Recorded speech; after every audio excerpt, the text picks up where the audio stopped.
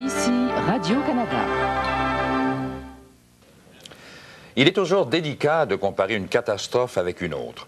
Il reste que c'est le pire désastre naturel de toute l'histoire du Canada, ne serait-ce qu'en raison des dégâts et aussi du nombre de personnes touchées. Au cœur de la crise, la grande région de Montréal, la Montérégie et toute une bande de territoire qui va de l'est de l'Ontario jusqu'aux provinces maritimes.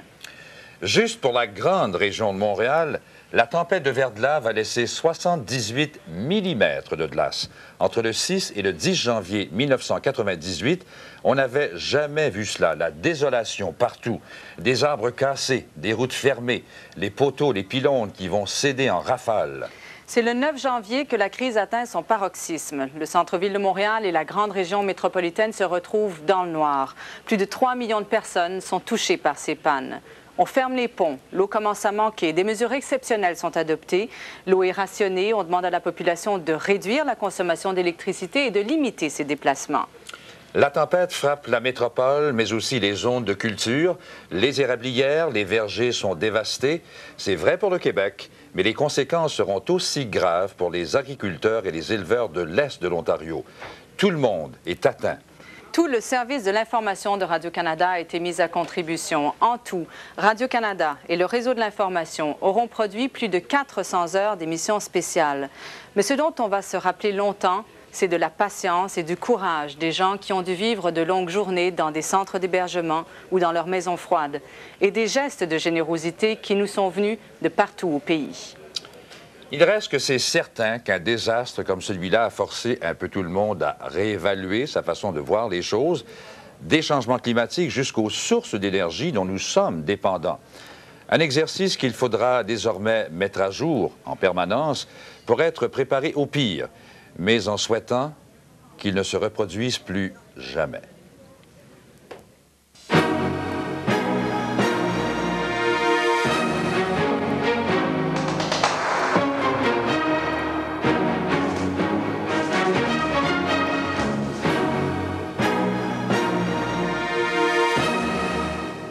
Janvier 1998, 3 semaines après la tempête, dans le parc La Fontaine, au cœur de Montréal, les blessures sont encore bien visibles et affligeantes. C'est ainsi dans toute la zone dévastée par le verglas.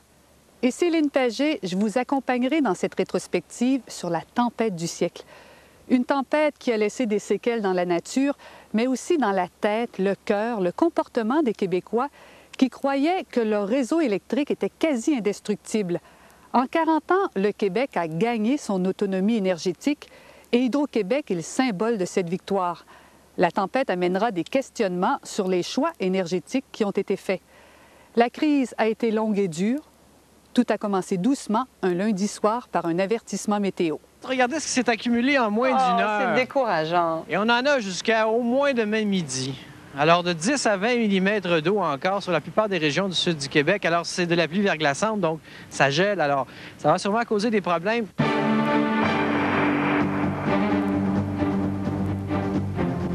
Mardi 6 janvier, le sud du Québec se réveille figé dans la glace.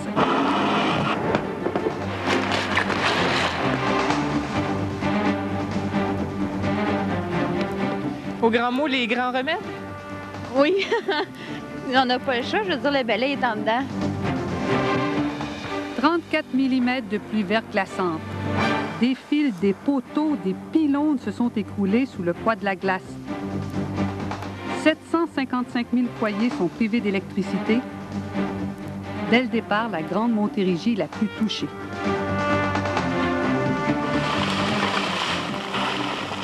Des dizaines de milliers d'arbres n'ont pas résisté. La glace qui s'accumule sur les branches peuvent quelquefois aller jusqu'à 30 fois le poids même de cette branche-là. Les branches jonchent les rues, les routes, rendant le travail extrêmement difficile pour les équipes d'Hydro-Québec. Maintenant, on travaille 24 heures sur 24. Nous avons 2000 personnes, 2000 employés qui vont se relayer. La population s'organise, les transports sont annulés, les écoles fermées, la parenté est mise à contribution, les hôtels se remplissent, des centres d'hébergement ouvrent leurs portes.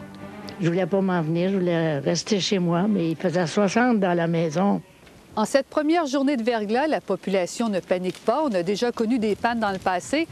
On se dit que tout rentrera dans l'ordre dans quelques heures, voire un jour ou deux. On est loin de se douter de ce qu'on allait vivre. Le 6 janvier, les bulletins d'information font déjà une large place à la tempête. Anne-Louise, vous avez assisté au tout dernier point de presse d'Hydro-Québec en fin d'après-midi. Vous êtes en mesure de nous dire quels sont les principaux secteurs qui sont touchés? Oui, c'est ça, Pascal. Alors, 755 000 abonnés, ça, c'est le quart de la clientèle d'Hydro-Québec. Alors, ça se répartit comme suit. En Montérégie, on a 353 000 foyers qui sont privés d'électricité. Ça veut dire qu'un abonné sur deux touché par cette panne se situe dans cette vaste région au sud de Montréal. On a 247 000 abonnés qui sont privés d'électricité dans l'île de Montréal. Et dans les Laurentides et en Outaouais, 155 000 abonnés, Pascal. Ça veut dire que si on compare à l'épisode de verglas de l'an dernier à pareille date, ça se déroule dans un territoire beaucoup plus vaste, beaucoup plus peuplé. Ça touche 2 fois plus de monde. Et l'an dernier, pour venir à bout des pannes, Hydro-Québec avait dépensé de 11 à 15 millions de dollars. Alors, on peut imaginer ce que ça va coûter cette année. Effectivement. Voici une image qui illustre bien ce que fut la journée. Le réseau d'Hydro-Québec qui croule sous le verglas. 8 pylônes ont fléchi sous le poids de la glace, ce qui a mené à la fermeture de l'autoroute 20 dans les 2 directions. Mais heureusement, un réseau parallèle continue d'alimenter l'électricité. Là, on va aller patrouiller par l'autoroute. Mais ailleurs, comme ici, dans l'ouest de l'île, au rythme où s'effectuent les réparations, des milliers de familles risquent de passer la nuit dans le noir et le froid. La tâche est complexe. Les employés d'Hydro doivent repérer les bris de câbles en les examinant circuit par circuit. Est-ce que vous avez déjà vu une situation comme ça avant? Oui. Oui, ça arrive. On l'a vu ici, on l'a vu aux États, on l'a vu l'année passée à Rawdon. Les endroits qui sont principalement affectés sont des endroits qui sont boisés. Et ça vient compliquer le travail également des employés d'Hydro-Québec, car on a des accès difficiles justement aux endroits où on retrouve des pannes. Hydro-Québec est donc débordé et a dû faire appel à des entrepreneurs privés en construction et en élagage. Policiers, agents de la sécurité publique et pompiers ont aussi travaillé fort. Ils disent qu'il y a des branches qui touchent à des fils. C'est ça qui arrive, là. On répond à tout ça, là. Depuis cette nuit, on répond là-dessus. Et comme on prévoit encore du verglas pour demain, d'autres pannes risquent de se produire. Hydro-Québec en aura donc pour des jours avant de pouvoir rétablir entièrement son réseau. En attendant, les abonnés doivent éviter de chercher des solutions de rechange. Les gens ont tendance à se servir d'appareils de camping pour chauffer à l'intérieur de leur maison, ce qui est totalement déconseillé parce qu'ils peuvent être rapidement intoxiqués au monoxyde de carbone. Le mot d'ordre donc pour les prochains jours, prudence et patience. Pendant que le sud du Québec patauge et patine, les régions plus au nord sont enveloppées de neige. Les autocars sont en retard, les trains aussi quand ils roulent, et des dizaines de vols sont annulés dans les aéroports. Nous avons le plaisir d'avoir Pascal Yakouvakis avec nous, bien à l'abri en studio. Bonsoir. Bonsoir. Il s'est passé des choses tellement bizarres depuis 2 ans, météo. Diriez-vous que ce qui est arrivé aujourd'hui, ce qui arrive aujourd'hui, est exceptionnel? C'est très particulier, voire exceptionnel, oui. Ce qui est particulier, c'est que, ou exceptionnel, si vous préférez, c'est le fait qu'on a affaire à une succession de perturbations qui donnent du verglas. Parce que dans le passé, quand on a eu des tempêtes de verglas dans le passé, rappelez-vous, il y a 1 an, à peu près à pareille date, on avait eu une tempête de verglas, 25 mm de verglas. Ça n'avait duré qu'une journée et c'était passé. Et là, ça se succède. Ça se succède. Et c'est ça qui est très, très particulier et inusité. On va le voir beaucoup mieux sur l'image satellite. Alors, une première perturbation nous a touché lundi, dans la nuit, en fait, de dimanche à lundi, ainsi que lundi. Et sur la carte satellite, déjà rendu complètement, donc, tôt ce matin, dans l'Est, donc sur l'Atlantique. Le deuxième système perturbé qui nous a causé le plus d'ennuis, on le retrouve tôt ce matin sur le sud du Québec. Beaucoup de problèmes, évidemment. C'est celle d'aujourd'hui, ça. Ça, c'est celle d'aujourd'hui. Bon. Et voilà une troisième en formation au sud-ouest des Grands Lacs. Et vous allez voir qu'elle progresse. Mais le problème, justement, c'est de prévoir si ça va être de la pluie verglaçante ou du grésil. C'est pas pareil. Voilà, donc c'est pas pareil. On s'attend que ça soit surtout du verglas, mais on espère que ça sera surtout du grésil, parce que le grésil, évidemment, ce sont des petites particules de glace qui rebondissent et qui ne s'accumulent pas sur les arbres et les lignes à haute tension, alors que le verglas, ça gèle en entrant, ou c'est de la pluie, finalement, qui gèle en entrant en contact avec ces objets. Et là, étant donné que la couche d'air froid est assez mince, on ne pense pas donc que les précipitations liquides vont geler avant d'atteindre le sol. Ils vont geler uniquement en atteignant le sol, donc ce sera du verglas.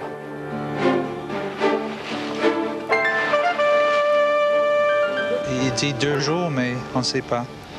C'est difficile à rejoindre l'hydro, évidemment, parce que toutes les lignes sont bloquées.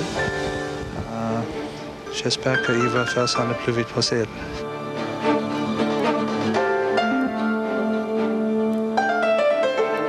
Là, je suis revenue du travail plus tôt parce que les enfants voulaient se faire rôtir des saucisses à hot dog au-dessus d'une chandelle.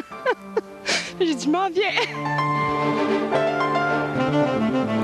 C'est une première nuit que les gens vont passer sans service d'électricité. Et tout va dépendre maintenant des conditions météo demain.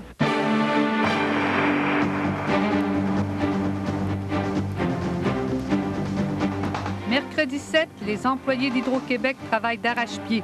On réussit dans la journée à ramener le nombre d'abonnés privés de courant à 435 000. On ne se fait pas d'illusions, le long siège commence. Les citoyens savent que leurs domiciles seront les derniers rebranchés. Monsieur Bernier, vous avez un ordre de priorité à suivre. Ça, c'est très important. La priorité numéro 1, c'est quoi? C'est les hôpitaux, la priorité numéro 1. La 2? Station de police, poste de pompiers. Numéro 3? On parle de radio-télévision, la 3. Numéro 4? Les industries. Numéro 5? Les commerces. Et numéro 6, malheureusement? Les résidences. En tout cas, depuis hier matin à 8 h, on est privé d'électricité à la maison. On a passé la nuit là. Il n'est tombé que 7 mm et demi de verglas aujourd'hui, mais en soirée, c'est reparti de plus belle. Le verglas a repris, on le sent très bien. Et le drame là-dedans, c'est que les vents risquent de se mettre de la partie à partir de bientôt. Pour la première fois, Hydro appelle à la rescousse 800 émondeurs et monteurs de lignes américains. 2 jours privés de courant, les Québécois s'aperçoivent déjà de leur dépendance envers l'électricité pour les moindres gestes de la vie quotidienne et surtout pour la chaleur de leur foyer. Autour de 40 de la consommation totale d'énergie au Québec provient de l'électricité et 70 des ménages chauffent leur maison à l'électricité. Ce 7 janvier, certains s'apprêtent à passer une première, sinon une deuxième nuit dans le froid de leur demeure. D'autres se rendent dans des centres d'hébergement. Le matin, c'était frais, le matin. Puis moi, hier, on est bien isolés. Mais le matin, là, ça avait droppé à 16. Et à la maison, il faisait 35 degrés hier, toute la journée. Puis là, aujourd'hui, on ne voulait pas revivre la même situation parce que c'est pas supportable. Quant à ceux qui préfèrent rester à la maison, même privés d'électricité, ils se précipitaient au magasin pour renouveler leurs provisions. Mais on n'a pas d'électricité, fait que... On est venu à une place où il y a un petit peu plus d'électricité pour aller chercher des bûches pour le foyer. Bien, je viens de chercher des batteries pour la radio, pour entendre s'il y a de l'école le lendemain pour les enfants, puis une lumière, une lampe, pour voir où est-ce qu'on s'en va le soir. Il y a toute une gamme de produits qui sont très en demande. Du combustible pour le camping, du propane, des scrapers, beaucoup de scrapers, du calcium. C'est tous des produits qui se vendent énormément. Des sleeping bags. Nous sommes à Sainte-Foy, au centre névralgique de la sécurité civile du Québec. Ces gens ont pour mission de voir à ce que chaque personne puisse dormir en sécurité. Pour cela, toutes les informations de terrain sur l'état des dégâts sont relayées ici et analysées 2 fois plutôt qu'une. On est essoufflé, mais jusqu'ici, on répond à la demande.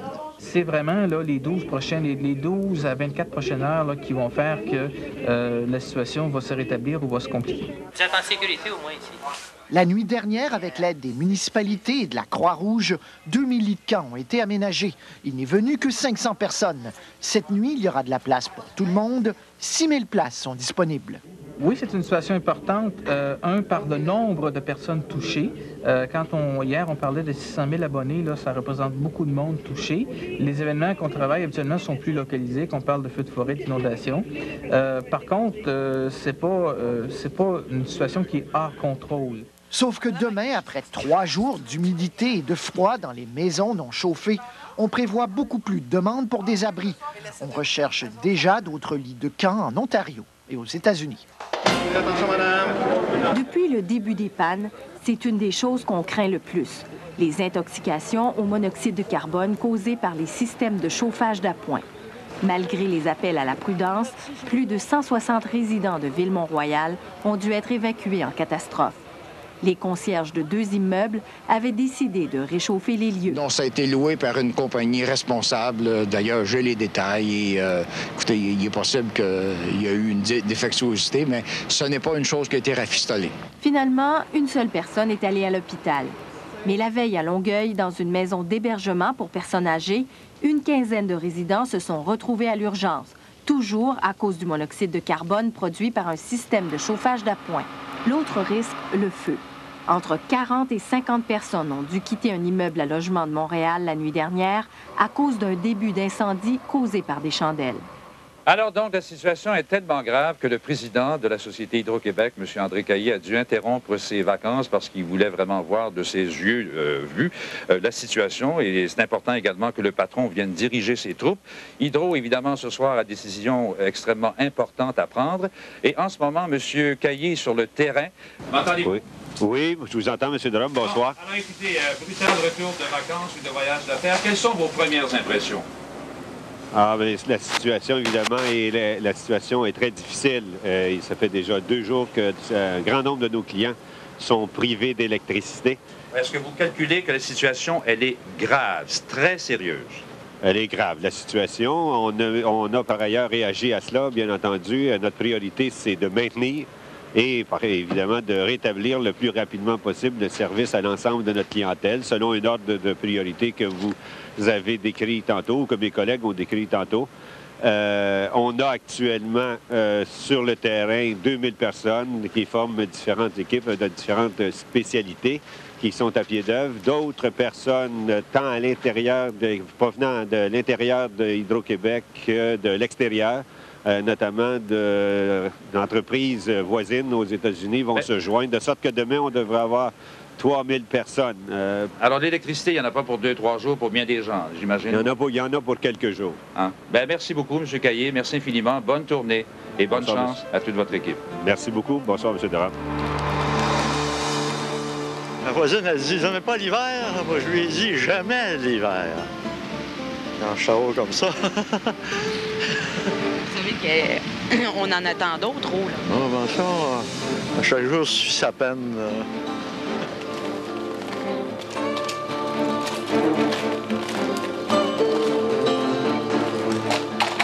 Les gens se parlent un petit peu plus, on s'informe, on les voit sur la rue, puis on s'informe qu'est-ce qui se passe. On faisait pas toujours ça avant, chacun avait ses occupations, puis continuait ses occupations.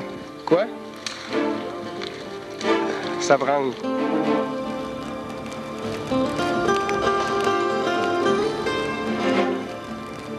Pascal Yakouvakis, est-ce que vous auriez de bonnes nouvelles? Bonsoir. Auriez-vous de bonnes nouvelles à nous Malheureusement, non. En fait, le pire est à venir et on l'attend surtout cette nuit. Alors, c'était une nuit d'horreur. Les transformateurs qui explosaient et il y avait des éclairs. Jeudi 8 janvier, la tourmente se cristallise autour de 3 villes. Dans le triangle formé par les villes de Granby, Saint-Hyacinthe et Saint-Jean. C'est l'enfer. On est heureux. D'un coup, ça a fait un gros bruit. Je regarde par la fenêtre, puis je vois justement le poteau le pylône en train de s'effondrer, puis de la file, tout a suivi au complet jusqu'au 5e rang. Ce jour-là, le Québec franchit le cap du million d'abonnés privés d'électricité.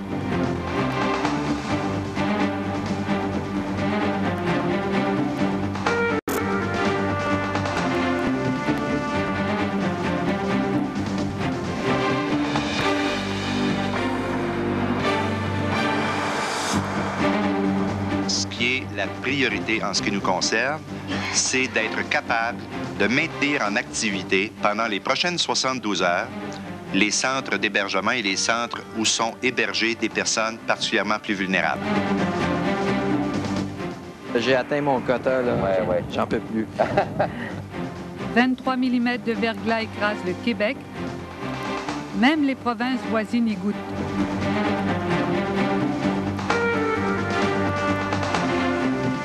L'armée vient prêter main forte. 3000 militaires partent de Valcartier.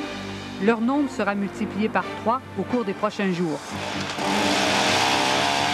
Branle-bas de combat aussi dans les hôpitaux.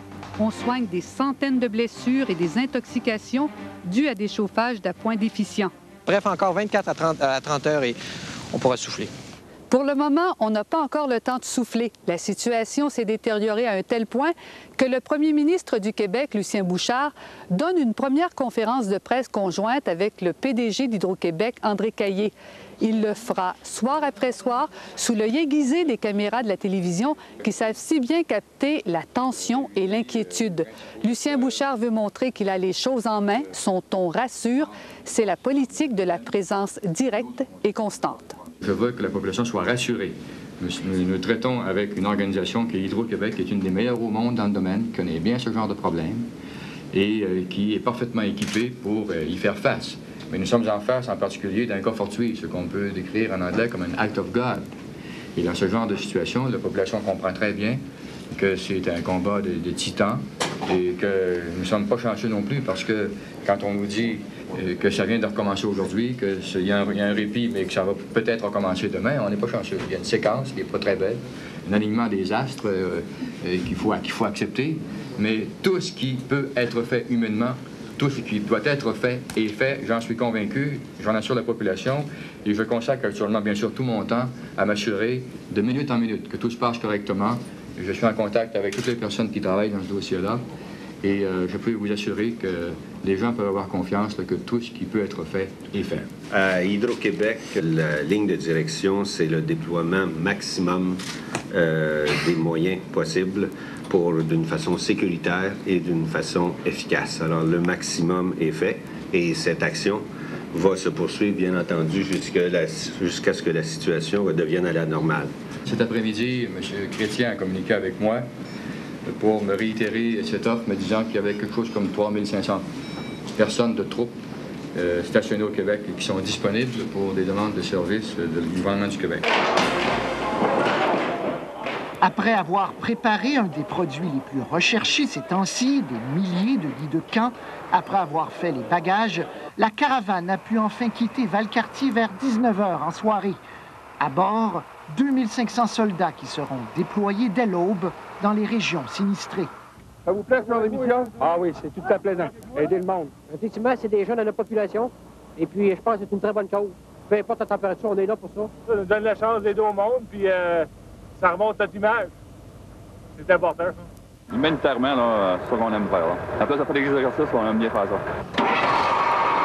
En soirée, un premier groupe de 550 soldats s'était rendu dans la région de Saint-Hyacinthe pour essentiellement prêter main forte aux équipes d'Hydro-Québec. Saint-Hyacinthe en a bien besoin, comme à Saint-Jean et Granby. Plus de 90 % des résidences sont sans courant. L'hôpital même fonctionne grâce à une génératrice. Tristesse et désolation à des lieux à la ronde. Des fils électriques de plus en plus pesants, des poteaux par dizaines qui cassent en deux sous le poids du givre. C'est le blackout total depuis 10h15 hier soir, donc depuis près de 24 heures. Il n'y a aucune électricité dans toute la ville de Saint-Hyacinthe, population de 41 000 personnes. Comme toute la région, Saint-Hyacinthe est sans lumière, sans vie. Personne n'a d'électricité, il faut donc chercher ailleurs où se loger. Certains quittent la ville, les autres se réfugient au centre d'hébergement. Ils étaient 400 à 16 heures, 600 à 18 heures. L'hôpital aussi est devenu un refuge. Oui, il fait froid à la maison, puis je suis à peu près en panique, là. L'urgence est débordée et pour accueillir les plus vieux et les malades des centres d'accueil sans électricité, on a mis des lits partout, même dans le Jubé de la Chapelle. Faire des grands groupes de 50 dans la Chapelle, coucher des personnes en perte d'autonomie, c'est vraiment une situation d'urgence. Vous, c'est pour donner un coup de main aux gens d'Hydro, je pense, hein? Oui, pour les monter les dents? Exactement. OK. Donc, moi, les soldats ont commencé à arriver de Valcartier. 400 en tout pour aider Hydro à remettre le courant le plus tôt possible.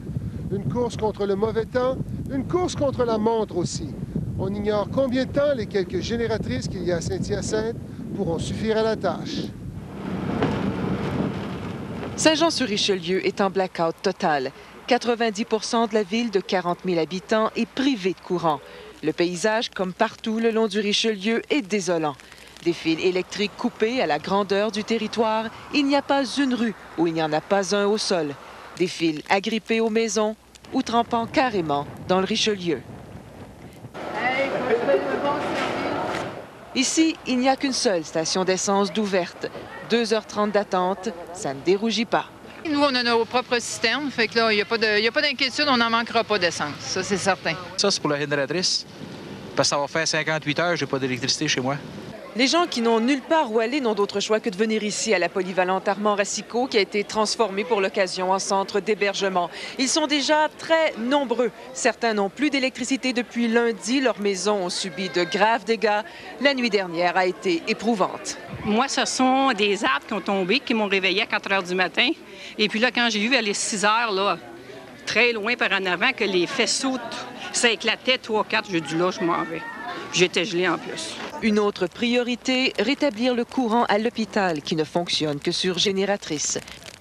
Voici d'autres images qui illustrent bien les ravages du verglas sur la Montérégie. Encore des pylônes qui ont fléchi sous la glace. L'un d'eux s'est écroulé sur une grange à quelques mètres d'une maison. À Saint-Mathieu-de-Belleuil, des poteaux complètement couchés sur le sol le long de la 116. Avec de tels incidents, la Montérégie n'espère plus qu'une chose, que le verglas cesse enfin. Bon, puis la situation n'est pas beaucoup plus réjouissante en Estrie, où nous attend cette fois Régent Blais à Granby. Alors, Régent, le centre-ville de Granby, je pense, est dans le noir en ce moment. Et est-ce que c'est le cas partout en ville? Oui, effectivement. Seulement quelques petits endroits là, isolés où il y a encore de l'électricité. Il y a 56 000 abonnés donc d'Hydro-Québec qui sont privés de courant depuis hier soir. Les mesures d'urgence ont d'ailleurs été décrétées à ce moment-là. La panne a été causée par l'effondrement de 9 pylônes d'Hydro-Québec entre Saint-Césaire et Rougemont. C'est donc la désolation dans les régions au sud du fleuve Saint-Laurent, mais aussi dans certaines villes de l'Outaouais. Et des quartiers de Montréal qui étaient les plus boisés sont dévastés. Le verglas a gagné et le temps s'est presque arrêté à Montréal. Dans le quartier Notre-Dame-de-Grâce, les rues sont méconnaissables. L'opération d'enlèvement de la neige n'est pas interrompue, mais avant tout, il faudra enlever les branches, les milliers de branches qui jonchent les rues. C'était le travail de ces cols bleus, normalement affectés aux fuites d'eau. Ici, la chenillette aurait bien voulu nettoyer les trottoirs, mais la route était bloquée par un arbre. Il y a beaucoup de rues bloquées comme ça? Ah, il y en a pas mal, il y en a en bas. Il y en a un petit peu partout dans le secteur ici, là, c'est plein. Montréal a même interdit l'accès à ses parcs, une interdiction bien virtuelle, aucune indication aux entrées. On se fie au bon sens des passants. On a vu beaucoup de branches arrachées depuis le début de la semaine, mais plus rarement un arbre carrément déraciné. Il est là depuis 3 jours. Les rues bloquées ne se comptent plus et les trottoirs de plusieurs quartiers sont impraticables. Les équipes sont débordées et là où le verglas fait moins de dégâts, ce sont les rues qui deviennent de plus en plus enneigées. Bref, la situation est grave et on a déclenché le plan des mesures d'urgence à Montréal. Les pompiers, la police, Urgence Santé, les travaux publics sont réunis pour mieux concerter leur action. C'est la température là, et les prévisions météorologiques qui s'aggravent et on prévoit des difficultés de plus en plus marquées avec les pannes de courant qui sont de plus en plus nombreuses. I am declaring, as of 10 a.m. this morning, a state of emergency in Ottawa-Carleton. Pour la première fois dans l'histoire de la municipalité régionale d'Ottawa-Carleton, l'état d'urgence est décrété, au moins jusqu'à samedi midi. Dans Ottawa-Carleton, près de 60 000 personnes sont privées de courant. Toutes les villes de la région ont fermé leurs portes. On demande à tous de rester à la maison pour laisser toute la place aux véhicules d'urgence. La GRC vient prêter main forte à la police régionale. Le maire d'Ottawa demande aux employeurs d'être indulgents. C'est meilleur si les employés non essentiels restent à leur maison. En Outaouais, la situation s'est grandement détériorée. Tous les employés du gouvernement fédéral ont été renvoyés à la maison, faute d'électricité dans les bureaux. Plus de 100 000 abonnés d'Hydro-Québec sont maintenant sans alimentation électrique, soit 2 fois plus qu'hier. Tôt ce matin, les travailleurs d'Hydro-Québec ont accueilli à bras ouverts une 60aine d'équipes d'élagueurs et de monteurs de ligne en provenance de l'État de New York qui sont arrivés dans l'Outaouais pour augmenter la cadence. Where are you from? Rhode Island. Westport, Massachusetts. Cape Cod. Cape Cod! Des monteurs de ligne, des émondeurs sont aussi venus des États du Maine, du Vermont et du New Hampshire. Ceux-ci, une vingtaine, ont roulé une dizaine d'heures pour se rendre ici au poste d'Hydro-Québec à Granby en début d'après-midi. Nous sommes partis, dit-il, à 7 heures hier soir. Ils iront prêter main forte aux équipes d'Hydro en Montérégie. Do you think it will be a tough job? It's going to be a long job, but we'll be able to get it done. Yeah? A lot of trees are falling. Ils s'attendent à rester au Québec une semaine, sinon 2. They told us at least a week. We're prepared for at least 2, though. Ils sont partis en convoi pour Saint-Hyacinthe et aussi Saint-Bruno, là où ils ont rencontré une équipe d'Hydro-Québec qui leur a donné des instructions. There's another place over there, the chief's there, and they want the linemen in here in the cafeteria. On va les attitrer un guide c'est surtout au niveau de la sécurité, au niveau d'être capable de se situer dans les villes où ils vont travailler.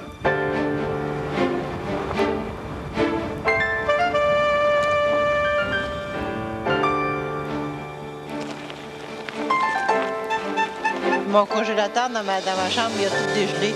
Il y a de l'eau partout, toute ma marqueterie a tout enlevé.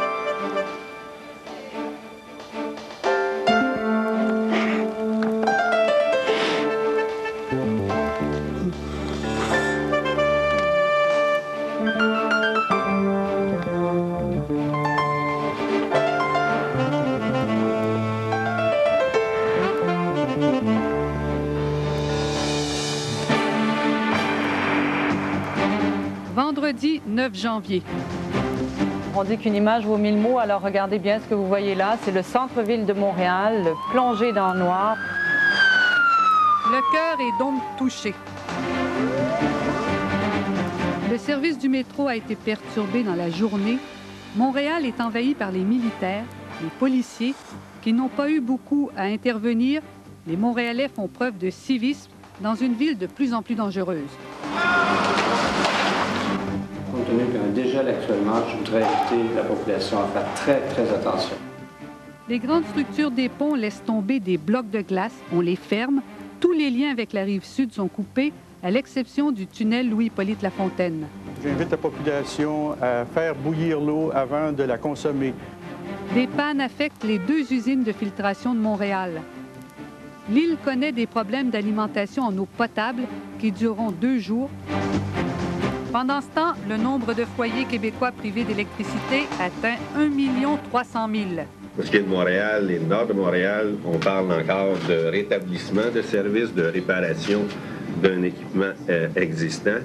En ce qui concerne la Rive-Sud, on parle dans une proportion importante. On estime actuellement à 40 % de reconstruction. 14 mm de verglas en cette 4e journée pour un total de 78. Pourquoi Montréal est-elle plongée dans le noir? Bien, nous avons voulu ajouter 600 MW de charge sur le réseau de l'île de Montréal et compte tenu de la fragilité de notre réseau présentement, cela a occasionné un stress et c'est la raison pour laquelle on a perdu, entre autres, le centre-ville de Montréal. Mais il n'y a pas juste ça aussi comme raison. L'est de la ville de Montréal a subi également un stress, donc on l'a perdu en partie. Tout comme le sud-ouest de Montréal. Et cela est dû à la fragilité, justement, de notre réseau présentement. Par contre, ce qu'on a besoin maintenant, c'est une marge de manœuvre qu'on n'a pas. Alors, depuis cet après-midi, on lance un appel à la population et aux entreprises de réduire leurs activités, de réduire leur consommation d'électricité en abaissant le chauffage ou tout simplement en ralentissant leurs activités dans leurs usines, par exemple, pour nous dégager cette marge de manœuvre qu'on a besoin si on veut éventuellement réalimenter tout le monde. Bon, Bernard, je dois vous arrêter. Merci beaucoup, Bernard. Bon, Philippe, vous êtes au centre-ville. Ça a l'air de quoi en ce moment? Ça doit être noir. C'est assez sombre, merci. Là, je suis sur la rue Sherbrooke. Vous voyez derrière moi, pas une lumière, sauf celle des transports en commun au loin. Au coin, c'est au coin de Peel. Il y a des gens qui font la circulation, des agents de police. Maintenant, ça s'est pas mal dégagé. Ça fait à peu près 2 heures qu'on est ici. Pour ce qui est du centre-ville comme tel, la circulation se fait beaucoup plus fluidement. Et les autobus qui sont bondés circulent quand même assez bien. Alors, de ce côté-là, ça s'est amélioré. Je me retourne parce qu'il y a des glaces qui tombent d'ici à côté. Alors, oui, faites attention à vous, effectivement. On tient à vous, là. Enfin. Monsieur Michaud, la situation s'est un peu détériorée du côté de l'eau. Qu'est-ce que vous pouvez nous apprendre? Effectivement, la situation s'est détériorée du côté de l'approvisionnement en eau. On a eu des pannes de courant qui ont affecté les 2 usines de filtration. Il y en a une qui a été réalimentée. Malheureusement, la capacité de pompage est minimisée due au fait qu'il y a des fluctuations de courant qui sont importantes, de sorte que la pression d'eau a diminué considérablement dans le réseau. Alors, j'inviterais à ce moment-ci la population à faire preuve de grande prudence dans l'utilisation de l'eau, de minimiser toute consommation d'eau, de la réduire au strict minimum si on veut se donner la chance au cours des prochaines journées de passer au travers la difficulté qu'on connaît actuellement. Est-ce qu'à votre avis, pour ce que vous en savez, la situation peut être jugée critique du point de vue de l'eau précisément? Du point de vue de l'eau potable, j'invite la population à faire bouillir l'eau avant de la consommer. Et même ceux qui ont de l'eau devront la faire bouillir? Oui, à cause de la baisse de pression dans le réseau d'eau, il est recommandé de faire bouillir l'eau avant de la consommer et évidemment de consommer au minimum l'eau potable. Ce vendredi noir, une atmosphère presque irréelle règne dans Montréal. La nervosité est palpable chez les autorités. 10 jours plus tard, nous avons appris que Montréal a vraiment frôlé le désastre ce jour-là. Comme vous allez le voir dans le reportage qui suit, il ne restait plus que 2 heures de réserve d'eau aux usines de filtration. on vient de frôler ce qui s'appelle le désastre à Montréal. C'était vendredi le 9 janvier, en plein cœur de la tempête. Le centre-ville de Montréal, à son tour, venait de tomber dans le noir. On s'est retrouvés dans l'après-midi avec la perspective d'un blackout total à Montréal, sans eau. Il restait 2 heures d'eau parce que les 2 usines étaient arrêtées. À 12h37 cet après-midi-là, les pompes des 2 usines de filtration de Montréal s'arrêtent. L'usine Atwater a beau être à côté d'un poste d'Hydro-Québec, il n'y a rien à faire. L'usine est privée d'électricité pendant 10 heures. À l'usine des Ballets, on n'a plus de chance. L'électricité revient au bout de 2 heures, mais au prix d'un blackout au centre-ville. Il était question de santé publique. Alors, pour nous, la solution était évidemment de procéder à du délestage. C'était le seul moyen que nous avions comme moyen, justement, pour réalimenter les usines d'épuration des eaux. Les heures passent, les réservoirs se vident, il y a de moins en moins de pression dans les bornes fontaines et les risques d'incendie augmentent. La moitié de la ville s'éclaire à la chandelle et se chauffe au bois. À Outremont, on a fait venir des citernes de Saint-Eustache et de Mirabel. On était même prêt à pomper l'eau des piscines de l'université. On utilise normalement, comme je disais tantôt, dans les secteurs ruraux, où on n'a pas d'approvisionnement en eau, on va pomper à partir d'une source statique, un lac, une rivière ou des piscines résidentielles. On avait assez d'eau ici pour fonctionner pendant 5 heures. À Montréal, avec les mêmes mesures, on avait de l'eau pour 8 heures et on était prêt à tout. On a mis à notre disposition une immense pelle mécanique, advenant le cas qu'on n'ait pas suffisamment d'eau pour répondre. Qu'est-ce que vous auriez fait avec? On aurait tout simplement démoli le bâtiment pour éviter la propagation. Les usines de filtration de Montréal fournissent de l'eau aux villes avoisinantes. 1,5 million de personnes en dépendent. Et les 2 usines, elles, dépendent d'Hydro-Québec. C'est possible d'avoir des génératrices, mais comme on avait des contrats spécifiques avec Hydro-Québec, on nous réalimentait en priorité. Il n'a pas été jugé bon, il y a même plusieurs années, de s'installer avec des génératrices. On parle de dépenses assez énormes, là.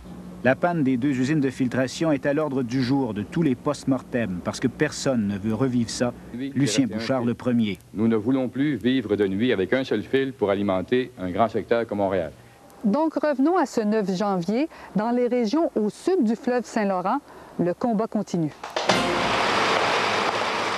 Le sud-ouest du Québec les attendait depuis longtemps. Ils sont là. 3000 soldats de la base militaire de Valcartier, venus en renfort. C'est qu'on va dégager les voies d'accès tout partout à l'intérieur de la ville, toutes les routes principales, pour permettre aux véhicules d'urgence de passer partout. Présentement, les camions de pompiers, les ambulances ne peuvent pas passer, les fils sont trop bas. Il y a des branches, il y a des troncs, il y a toutes sortes de choses dans les rues. Ils ne peuvent même pas déneiger les rues parce qu'ils endommageraient leur équipement. À Saint-Hyacinthe, la plupart des 200 militaires affectés à cette ville sont arrivés au cours de la nuit. Mais alors que des centaines de soldats étaient au travail tôt ce matin à Montréal et ailleurs en Montérégie, à Saint-Hyacinthe, la coordination avec la ville et la sécurité civile a été beaucoup plus difficile. Ce n'est qu'à 13h30 que les militaires ont commencé leur boulot. Mais l'armée fera bientôt beaucoup plus que du nettoyage. Déjà, les centres d'hébergement commencent à manquer de nourriture. Des convois seront acheminés vers les centres de l'armée canadienne qui distribueront les aliments.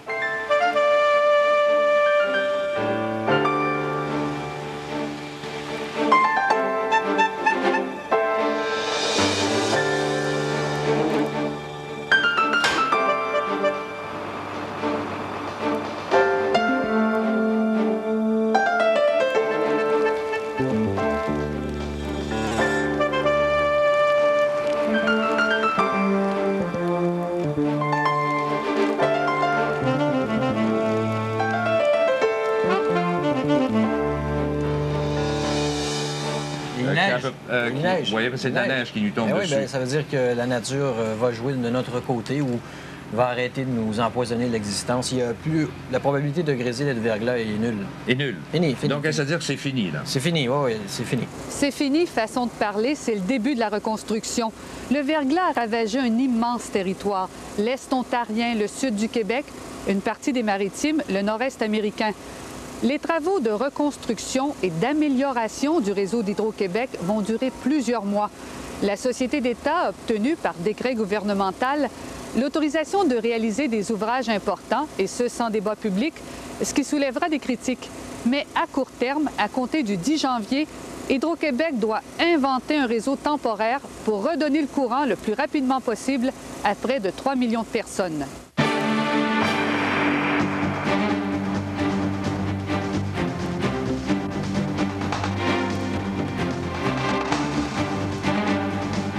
La journée d'hier était une journée difficile. Les choses se présentent aujourd'hui. Nous avons convenu, le premier ministre Bouchard et moi-même, de travailler en collaboration pour essayer d'agir le plus rapidement pour rétablir l'électricité. La tâche est colossale. Plus de 24 000 poteaux, 150 km de lignes à remplacer, plus de 300 pylônes à rebâtir. Les pylônes qui sont là sont bons. On se promène un bout de temps sur des structures en bois. Après ça, on va utiliser des pylônes qui sont bons. On va revenir sur des structures en bois. Donc, ça nous fait ça de moins à construire. Dans le Triangle noir, le centre névralgique, le poste de Saint-Césaire est anéanti. Les gars font 16 heures. Présentement, il n'y a pas d'électricité ici. Toutes les tours sont toutes tombées. On n'a aucune alimentation, soit dans le 230, dans le 120 kV. On n'a rien. Elias Ganoum, vous êtes ingénieur chez Hydro-Québec. Vous allez nous expliquer comment fonctionne le réseau d'Hydro-Québec. Je vous parle du réseau de transport à très haute tension à 735 kV. Principalement, nous avons les lignes qui viennent de Manic-Churchill et de la baie James. Elles s'acheminent vers Québec et la région de Montréal. Maintenant, les problèmes que nous rencontrons sont dans la région de Montréal et je vous suggère d'aller voir un peu plus en détail cette partie-là. Voilà. Alors, c'est la région de Montréal. Nous avons 2 lignes qui vont sur la rive sud. Qui viennent de la Manic. C'est ça. 2 lignes sur la rive nord. Voilà. Et ensuite, 3 lignes qui viennent de la baie James. Donc, 7 autoroutes de l'énergie. Exactement. Hein? Exactement. Et de ces 7 autoroutes, on en a 2 maintenant qui sont rompues. La première à la hauteur de Drummondville, la deuxième à la hauteur de l'autoroute 20 et 30. Nous avons, en plus de tout ça, nous avons la boucle autour de Montréal, qui est, elle, une ceinture et redistribue l'électricité dans les régions de Montréal. Oui. Et celle-là, elle a été éprouvée par 3 segments qui sont effondrés maintenant. Alors, le réseau demeure fragile. C'est la raison pour laquelle on demande à toutes les entreprises et à tous nos clients résidentiels du centre-ville de Montréal, de l'Ouest et de la rive sud immédiate de Montréal de réduire au minimum sa consommation d'électricité. La première fin de semaine après la tempête, une équipe de Radio-Canada a vécu de l'intérieur la gestion de la crise chez Hydro-Québec. Nous vous présentons les coulisses de la reconstruction. Asseoir jusque-là. Jusque-là, parfait. Après Midi, c'est l'heure du changement de quart de travail. L'équipe qui termine fait un bilan de ce qui a été fait avec celle qui commence. Les employés ici ont été dépêchés de tous les coins de la province. Sept-Îles, Québec, Matane. Ils ont tous accepté de changer leur horaire de travail habituel pour faire des quarts de 12 heures. Midi à minuit, minuit à midi. Ici, on ne se préoccupe plus des conventions collectives. Les journées sont longues et le travail est exigeant. La fatigue se lit sur tous les visages. Les conditions de vie des travailleurs ressemblent parfois à celles des sinistrés. Aussitôt qu'on va pouvoir stabiliser le réseau de transport, on va pouvoir aller beaucoup plus rapidement par des blocs importants de 50 000, 40 000 clients qu'on va pouvoir réalimenter très rapidement par bloc. Et à ce moment-là, les chiffres vont diminuer beaucoup. Et c'est ça qui nous rend plein d'espoir actuellement. Donc, on va pouvoir fermer des gros blocs rapidement. Et avec ça, on voit là-dessus, c'est un schéma qui démontre de façon électrique comment les clients sont raccordés. Chaque petit carré, c'est un transformateur qui peut alimenter de 1 client à 10 ou 20 clients. Quand le carré est de couleur orange, c'est que les clients sont en panne. Quand c'est de couleur verte, c'est que les clients sont tous alimentés. Alors, à partir de numéro de téléphone ou de l'adresse du client, on est capable de localiser automatiquement sur l'endroit où le client est raccordé. On peut produire à l'aide du système informatique détaillé dont Rémi vient de parler. On peut globaliser le nombre de clients en panne par territoire, par différents niveaux, et le globaliser. Alors, c'est ici que depuis le début de la semaine, on fournit les chiffres sur le nombre de clients en panne. Dans les villes, on a le sentiment qu'avec toutes les équipes d'hydro sur le terrain, on va finir par sortir de cette noirceur. Mais vu d'hélicoptère, la tâche semble être trop grande pour l'homme. La scène vous donne vraiment le vertige. Des lignes entières de pylônes d'acier se sont écroulées comme des dominos. Juste ici, il y en a 40 couchés sur le sol. Ceux qui ont résisté sont pour la plupart endommagés. Tant que ces lignes de transport ne seront pas remontées, il n'y a pas d'électricité qui peut se rendre dans les maisons. Les villes et les villages des environs risquent de demeurer de petits îlots noirs dans une mer de glace. Pour la première fois, les États-Unis ont dépêché des monteurs de ligne pour nous aider. Ils sont arrivés avec une armada de camions girafes et tout leur équipement. Principalement, ils accrochent les fils aux nouveaux poteaux. Like this week's Denver what? 24-14 Denver halftime. Ils sont 1250 du Massachusetts, du Michigan, du Maine, et même perchés dans un poteau, rien n'empêche un Américain de claironner son patriotisme. Au niveau des équipes des États-Unis, allez-vous aller plus loin que ça? Et ces gens-là, il n'y a pas de problème d'encadrement quand ils viennent? Oui, en fait, et c'est pour ça qu'il faut réellement prévoir toute la logistique, parce que ces gens-là, d'abord, sont anglophones, ont des méthodes de travail des fois un petit peu différentes. Il faut prévoir à les loger, il faut prévoir à remplacer leur équipement, il faut prévoir tout le support au niveau de nourriture. Alors, avant de les faire venir ou en parallèle, il faut tout prévoir la logistique de façon à s'assurer que quand on reçoit ces gens-là ici, ils ne sont pas perdus dans la nature.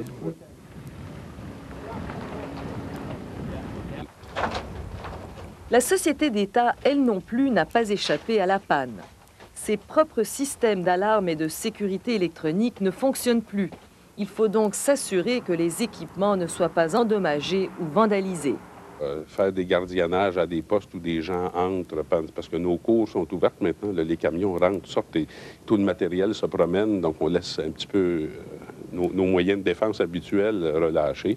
C'est donc d'assurer la surveillance parce qu'on s'est fait voler, parce que des gens nous piquent des génératrices dans les camions. Donc c'est un petit peu tout ça là, qui est à faire. Un bon nombre de bureaux et de postes d'hydro sont dans le noir et dans le froid. Ici, au centre d'approvisionnement de Saint-Hyacinthe, on n'est guère mieux éclairé que dans le million de domiciles touchés. C'est l'exemple classique du cordonnier mal chaussé. En début de crise, Hydro a même connu une pénurie de lampes de poche. Le centre d'approvisionnement de Saint-Hyacinthe est névralgique.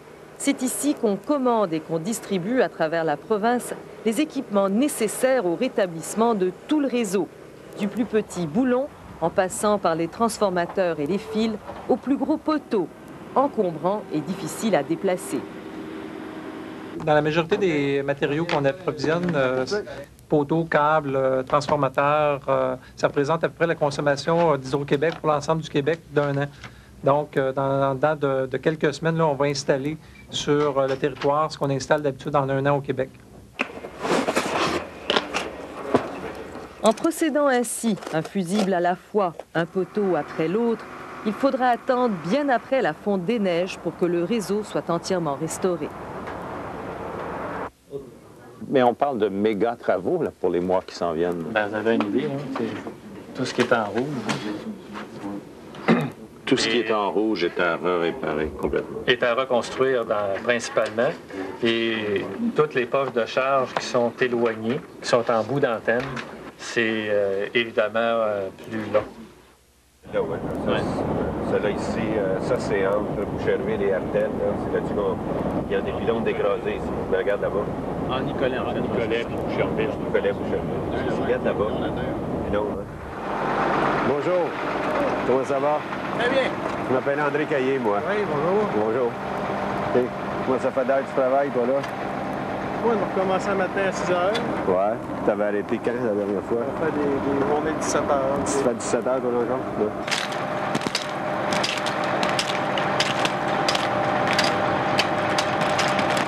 Bonjour, Salut. M. Caillé. Comment ça va?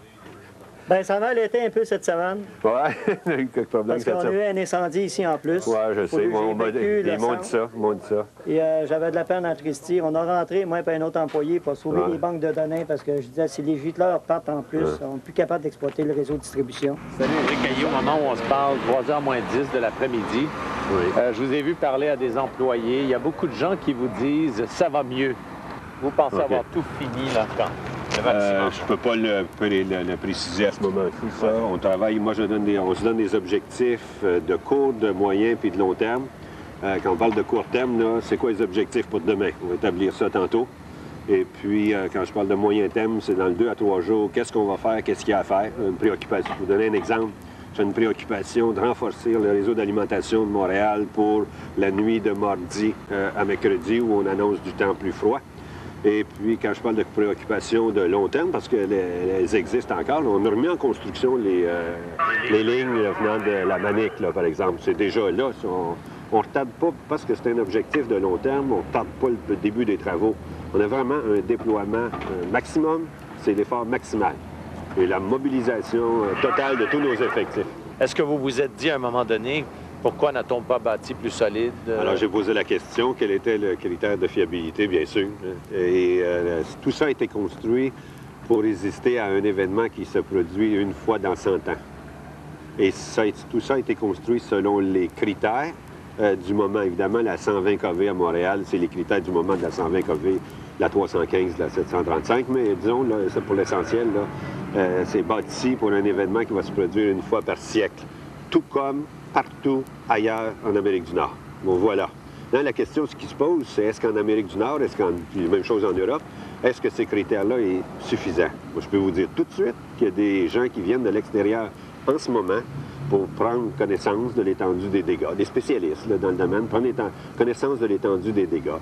Je peux vous dire tout de suite qu'il va y avoir des colloques, les gens vont se réunir, puis ils vont discuter pour voir si on ne raffermit pas ces critères-là, ou si les critères avaient été différents, qu'est-ce que ça aurait pu donner compte tenu des dégâts constatés. Ils vont étudier comment l'acier a tordu, Et ça peut etc. changer nos méthodes pour l'avenir? Ça pourrait changer les méthodes de tout le monde. Hein? Ça sera à travers l'Amérique du Nord, et puis partout où il se construit dans le monde des lignes de transmission, puis partout où il se construit de l'équipement pour la distribution de l'électricité.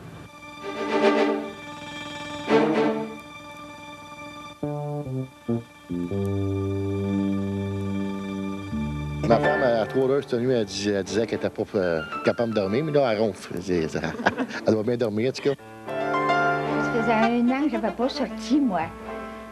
Puis on m'a habillée, puis je me suis habillée, puis j'ai sorti, puis j'ai pas eu froid. J'étais bien habillée, puis je sais pas. J'ai pas eu froid, ça m'a changé le moral complètement. Il me semble que je me suis sentie moins malade. Il y a eu beaucoup de monde qui m'ont aidé, fait que je suis venue aider là, pour le monde. Là. Puis moi aussi, je manque d'électricité, fait que tu sais, je comprends le monde aussi. Là.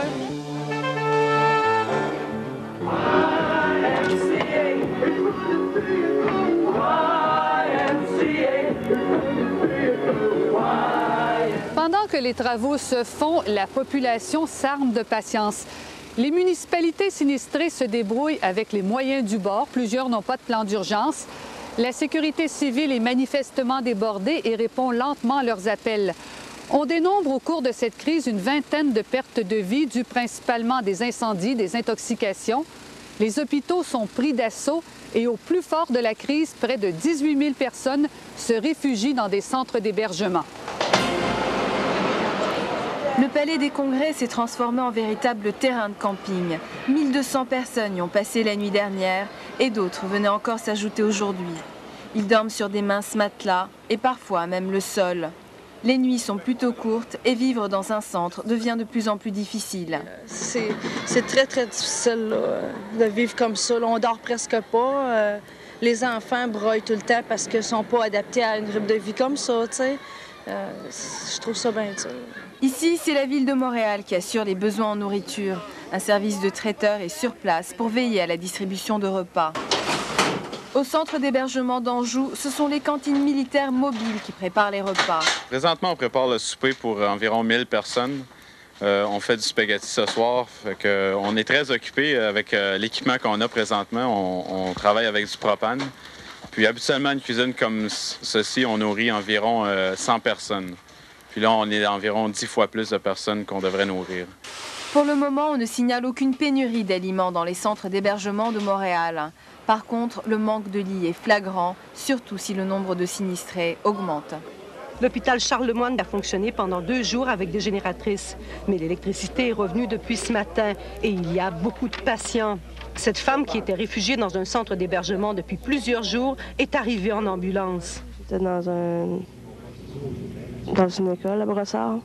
Puis je pouvais plus boire rien. ils leur vomissaient aussitôt. Il y a aussi beaucoup de personnes âgées qui éprouvent des problèmes de santé. Ils ne se retrouvent pas d'électricité ou ils se retrouvent dans un centre d'hébergement avec 2000 personnes.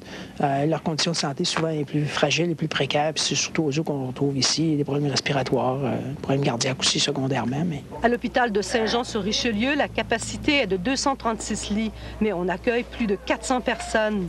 Ici, on fonctionne avec des génératrices et aucun service n'a été interrompu.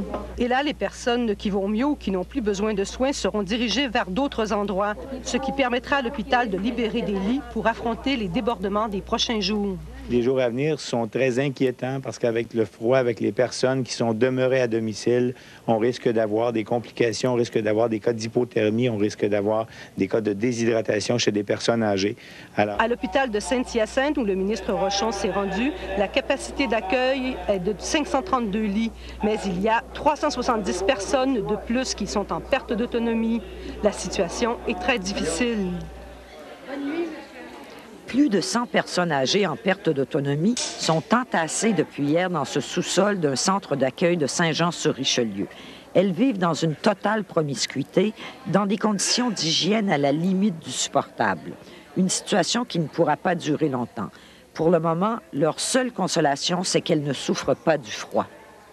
Nous sommes arrivés il y a 2 heures hier soir. On avait d'abord été à l'école Sacré-Cœur.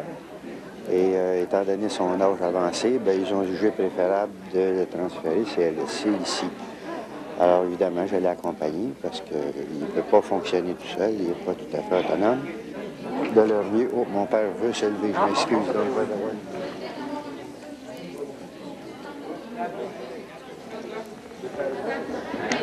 Il y en a qui sont arrivés ici hier soir, ils n'avaient pas mangé de la journée. Ça faisait plus de 48 heures qu'il n'y avait pas d'électricité, en panique. Frigorifié.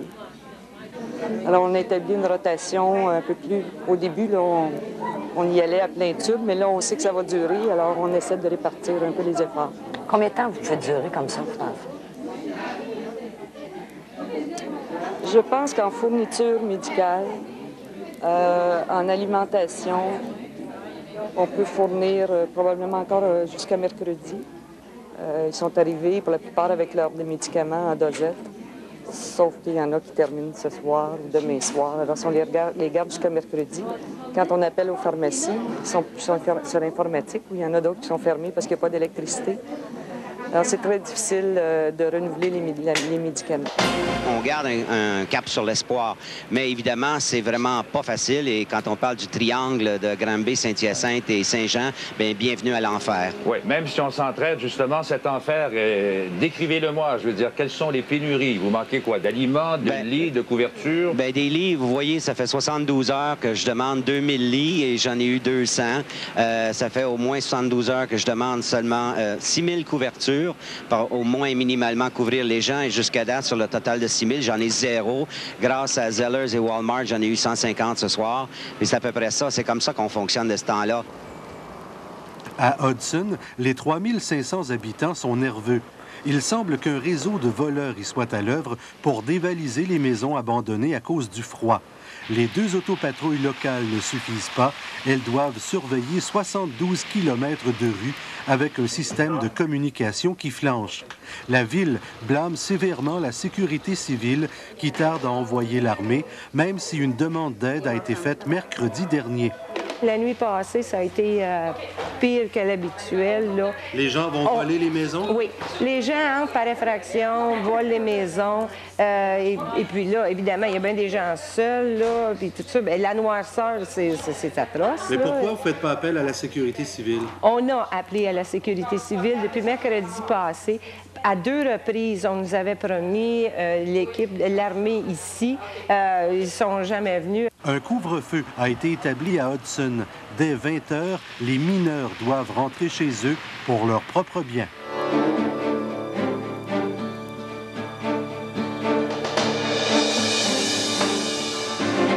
Le centre se remplit. On a fait manger 650 personnes hier. Et puis, il y avait de l'eau dans la soupe hier soir. On commençait à manquer de stock. Dites-nous ce que vous avez besoin.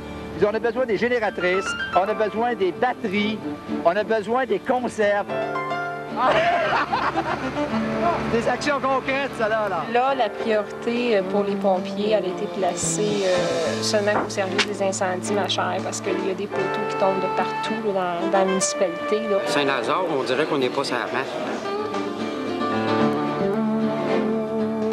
C'est un appel que je lance immédiatement à tous les Québécois, à toutes les Québécoises qui sont pourvus d'électricité et dans les secteurs qui sont avoisinants à ceux qui n'en sont pas, de communiquer avec leurs parents, leurs amis qui sont dans la difficulté, de les inviter et même de les convaincre à venir demeurer chez eux. Je crois qu'il faut le faire de façon généralisée. Nous comptons là-dessus. C'est une partie du plan qui est très importante, probablement la plus efficace, qui devrait régler la plus grande partie du problème. Il s'agit des gens, les cibles de cette générosité sont les gens qui habitent des zones où on pense déjà qu'il y aura des reconstructions importantes à faire qui vont prendre au moins une semaine, comme l'a déclaré en particulier hier M. Caillé. Bien sûr, on parle essentiellement de certaines zones à l'intérieur du triangle, Saint-Hyacinthe, Granby et Saint-Jean. Dans les jours qui suivent, la solidarité est plus forte que jamais. Les offres pour accueillir les sinistrés sont beaucoup plus nombreuses que les demandes. La vie est devenue plus confortable dans les centres d'hébergement. Du matériel, des génératrices, du bois affluent de tous les coins du pays. L'entraide entre voisins est à son plus fort depuis le début de la panne. Ah ça, il y a de l'entraide, certain. Partout, on a vu les gens s'offrir pour aller dépanner un autre, offrir le gîte à des voisins. Moi, j'ai offert le gîte à des voisins qui vont probablement rentrer ce soir. Là. Ici, près de l'Université de Montréal, il n'y a pas d'électricité depuis mardi. En attendant l'aide de la Ville de Montréal, les résidents s'organisent pour nettoyer les routes. On n'a pas eu un véhicule de la Ville, on a enlevé les arbres nous-mêmes. On n'a pas vu un seul véhicule de la Ville. La police s'est montrée une fois. Le camion de pompiers a essayé de passer, mais ça ne passait pas. Même le déneigement des voitures, ou plutôt le déglaçage, se fait à plusieurs. Ça fait 3 jours que j'ai essayé de sortir, mais je ne suis pas capable. Hier soir, j'ai essayé de nettoyer ici, mais je ne suis pas capable de sortir. Et ce matin, j'ai demandé un coup de main de mes amis. Les quelques coups de main auront été utiles. Ici, toutes les pièces sont transformées en chambre à coucher. Il n'y a jamais eu autant de monde. On a une tante, quelques familles, on a même un petit chien pour l'occasion. C'est assez spécial. Il n'y a jamais autant de monde que ça ici. L'aide provient de partout au pays, à commencer par les Maritimes où des communautés s'unissent. Les sinistrés québécois et ontariens recevront lits, génératrices, papier hygiénique. À Edmundston, les pompiers ont réussi à amasser des sacs et des sacs de couverture. On a travaillé à essayer d'en avoir le maximum, mais là, actuellement, je ne peux même pas vous dire le montant, mais ça rentre à toutes les minutes. Et c'est sans compter tous les véhicules remplis de bois de chauffage qu'on acheminera aux sinistrés de Saint-Jean-sur-Richelieu. On ne veut pas vendre de bois, on vous donne ça gratuitement. Il est tout coupé, là. Et puis, il est tout prêt. C'est pour ça, comme que vous voyez là, le bois est tout prêt, il est tout fendu. Le gouvernement a mis sur pied un programme d'indemnisation pour les sinistrés pour qui la crise s'allonge. 70 $ par semaine par personne. C'était jour de paye à Saint-Clet et la foule était au rendez-vous. Mais il fallait attendre longtemps pour toucher son chèque de 70 $. Sans ordinateur, tout se fait à la main. C'est fastidieux. Mais ce petit 70 $ par personne fait des heureux. Oui, c'est une bonne nouvelle. Après les petites dépenses. Dans certaines municipalités, l'ingéniosité rivalise avec la solidarité. Besoin de génératrices, la ville de Boucherville en a trouvé. Elles pèsent 130 tonnes chacune et elles viennent sur roue. Même pour le CN, c'est une opération presque inédite. C'est servi à l'occasion de locomotives pour fournir de l'électricité dans nos ateliers. Quand il y avait des pannes de courant, on a généré de l'électricité pour pouvoir utiliser nos ateliers en cas de panne. Ce sont les génératrices les plus grosses de cette crise. Les locomotives du CN peuvent produire jusqu'à 650 kW, de quoi alimenter une trentaine de résidences. Ici, elles servent à alimenter les services essentiels, l'hôtel de ville, la police et le centre d'hébergement. Celles-là vont nous produire entre 500 et 800 ampères. Ça va nous permettre d'alimenter probablement les douches, l'éclairage au complet et la cuisine au complet. Donc, le confort va être revenu dans la polyvalente. On a dû y penser avant, oui. C'était après une panne, c'est le valeur de le dire, mais c'était une panne. C'est la mairesse de Boucherville qui a eu l'idée, après s'être souvenue d'un épisode semblable à Fermont il y a 25 ans. On me disait qu'à l'époque, on utilisait des locomotives qui généraient de l'électricité. Alors, n'est-ce pas, j'ai dit, pourquoi pas à Boucherville? Alors, on a communiqué avec les autorités du CN et ça a marché. On a nos locomotives.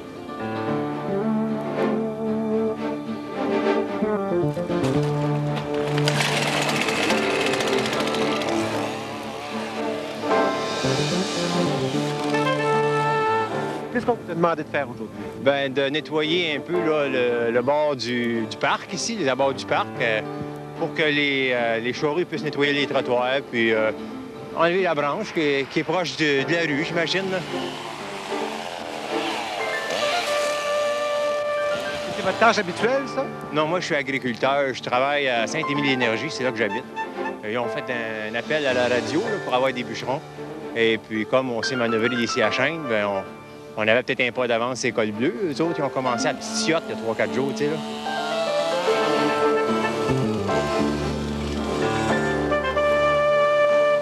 13 janvier, un nouvel ennemi arrive, le froid. Les températures oscillent autour du moins 20 degrés Celsius.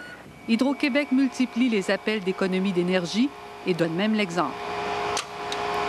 Le signe des temps, s'il en est un, le sigle d'Hydro-Québec qui ornait son siège social du boulevard René-Lévesque à Montréal est maintenant éteint. Et il va le rester tant et aussi longtemps que la crise que nous traversons ne sera pas terminée. En attendant que la crise s'estompe et avec les grands froids qui arrivent, les autorités craignent maintenant de plus en plus pour la vie des gens. De grâce, n'allez pas faire une erreur qui vous serait fatale. De grâce, sortez de vos maisons si vous n'avez pas de chauffage adéquat. Et cette mise en garde s'adresse non pas seulement aux gens qui habitent la zone désignée dans cette partie de la Montérégie qui est spécialement affectée, mais s'adresse à tout le monde qui, aujourd'hui, au Québec, est encore privé d'électricité. Et même si le gouvernement Bouchard ne décrète pas formellement l'état d'urgence, on juge avoir déjà les pouvoirs nécessaires pour que la police et l'armée puissent sortir de force, s'il le faut, les citoyens qui voudraient rester dans leur maison sans chauffage. Il y a des principes de droits fondamentaux qui, appliqués à l'espèce, justifieront des mesures comme celle-là. Mais si on cherchait dans notre législation une disposition précise qui donne de façon très claire et très nette ce pouvoir, non. Mais dans les circonstances où nous sommes, nous pensons que nous avons ces pouvoirs, compte tenu de ce que je viens de dire. 5 à 6 000 policiers et soldats participeront donc à une opération sans précédent de repêchage en allant cogner à chaque adresse. On va descendre comme ça jusqu'à Côte-Saint-Luc. On cogne aux portes. On annonçait le jour le plus froid depuis le début de la crise. Dans les quartiers sinistrés, les policiers, comme tant de commis voyageurs, frappent à toutes les portes à la recherche des plus mal en point. La nuit sera dure. Pour ceux dépourvus de chauffage, elle pourrait être fatale. Jusqu'à présent, la température a été clémente, si l'on peut dire. Mais avec l'arrivée du froid polaire, les sinistrés qui tiennent à rester chez eux s'inventent parfois des moyens de chauffage très peu orthodoxes. Bonjour. Bonjour, monsieur. Bonjour, madame. Bonjour. Philippe Jardin, Michel Duquette, service des incendies. Enchanté. On vient faire une petite vérification pour votre installation de chauffage. C'est ça qui compte tenu qu'on n'a pas d'électricité, on fait des vérifications pour ça. Puis la source de chauffage. Ça. L'alcool similique. Méthylique. C'est pas quelque chose de plus adéquat, ça. Non, ça fait une semaine. Peut-être des années 1930, mais c'est une mèche, et puis ça brûle. C'est bon. Tu sais, c'est bon, anciennement, le monde ne mourrait pas avec ça, là, mais... C'est pas comme le système au NAFTA. Pour une semaine, elle était pratique, on va dire ça. Ça serait au NAFTA, je serais bien inquiet. Si on aurait eu d'affaires à mourir en dedans d'une semaine, on serait mort. On fait attention, non, c'est... On s'en rend pas plus. Très prudent, parce que c'est des systèmes qui sont vraiment... Jacques Perrault est un campeur invétéré. Il a lui-même concocté son système d'éclairage et de chauffage. Les pompiers ne sont visiblement pas très emballés. Qu'est-ce qui va arriver, c'est que nous, on va le rapporter aux officiers, comme quoi c'est inadéquat, puis compte tenu aussi qu'il y a la présence d'un enfant, puis de 5 ou 6 adultes, là, puis probablement que demain, ils vont aller dans les centres d'hébergement. de leur gré ou de force. Est-ce que c'est vous qui faites ça? C'est vous qui allez, les prendre de gré ou de force au centre d'hébergement? De gré, on peut le faire. Si pour être de force, ça va être les policiers avec... ils vont être assermentés pour faire ce type de travaux-là. Les autorités de Saint-Hilaire vérifient les conditions dans chaque résidence encore habitée. Et comme le démontre le cas de la famille Perrault, chacun a sa conception de ce qui est acceptable, vivable.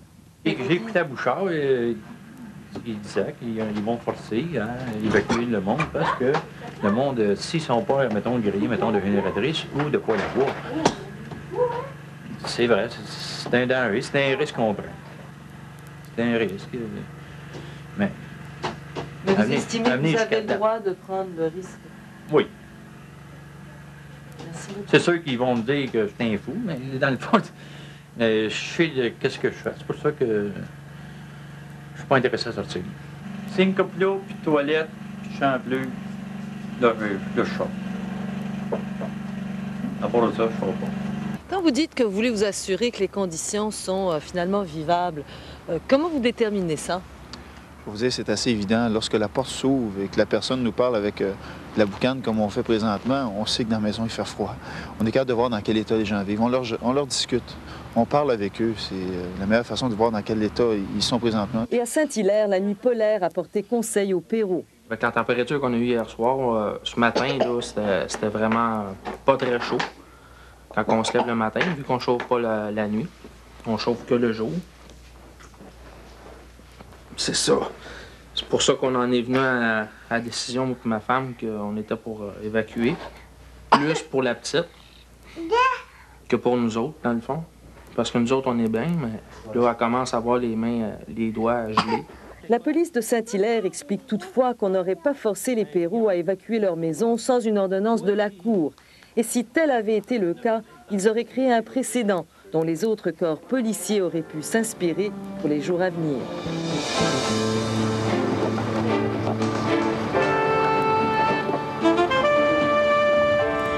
À l'heure actuelle, il monte 7 camions, là. C'est le remorque de 48 pieds, là. Puis voilà, j'ai donné gratuitement par les gens du Nouveau-Brunswick. Parfait, ça vient du Saguenay, ça? Oh, il en vient de Port-de-Noël, de Sept-Îles, du Saguenay, du Lac-Saint-Jean, de Val-d'Or, de la Beauce et de Nouveau-Brunswick.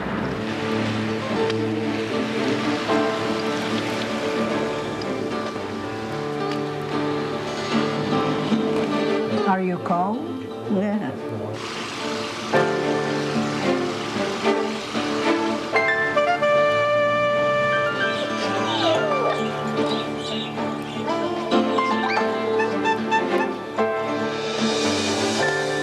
Le centre-ville de Montréal a été fermé pendant 5 jours. Les ponts qui relient l'île de Montréal à la rive sud l'ont été durant 3 jours. Seul le tunnel Louis-Hippolyte Lafontaine était praticable.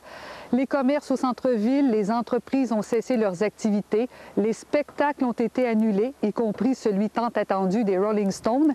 Et pour la 4e fois de sa longue histoire, le club de hockey canadien a même annulé un match. Alors voici donc comment Montréal a vécu ces jours de fermeture. Sur les routes, le chaos a succédé au chaos. En après-midi, il n'y avait plus qu'une seule voie de sortie vers la rive sud, le tunnel Lafontaine. Une attente interminable pour traverser le fleuve. Tous les autres ponts étaient fermés.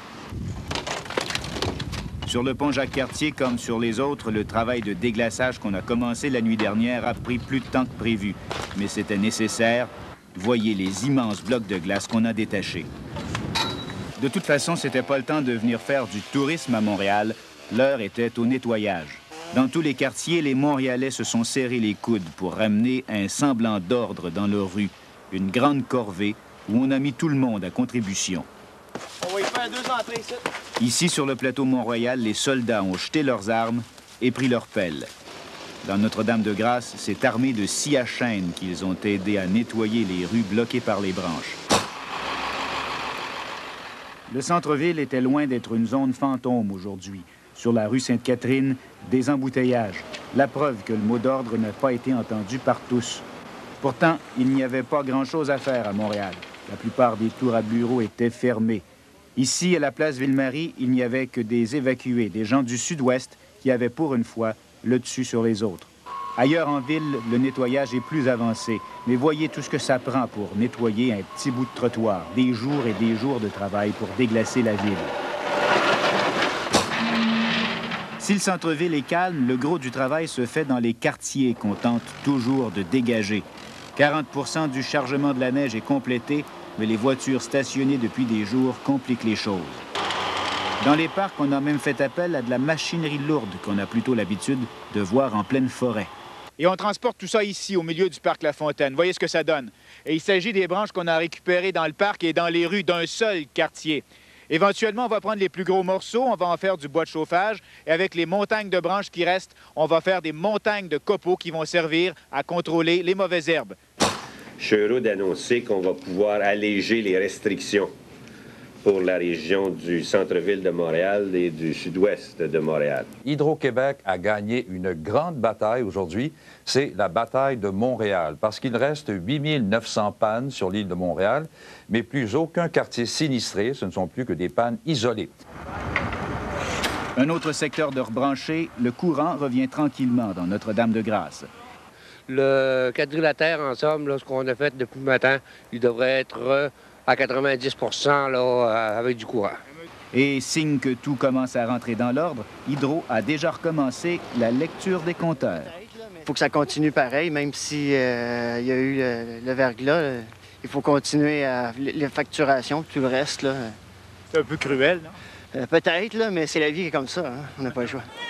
Malgré tout, la situation s'est considérablement améliorée à Montréal, au point où on offre même le gîte aux évacués de la Rive-Sud qui travaillent au centre-ville. Nous disposons actuellement de près de 30 000 lits, 30 000 places.